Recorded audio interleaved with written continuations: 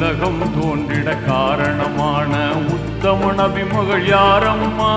நலமிகும் தீனை முதலில் ஏற்ற நங்கை ஹதிஜாவின் செல்வியம்மா. அருமை நங்கை ஹதிஜாவின் செல்வியம்மா அவர்தானம்மா அன்னை பீவி பாத்திமா.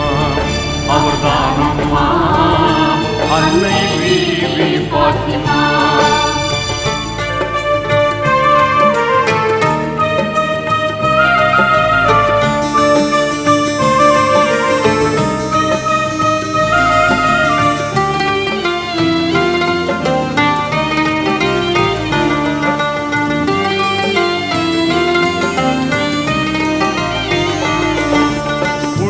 வாய்ந்த மக்கா பதியில் புகழுடன் பிறந்த மங்கையார். புனிதம் வாய்ந்த மக்கா பதியில்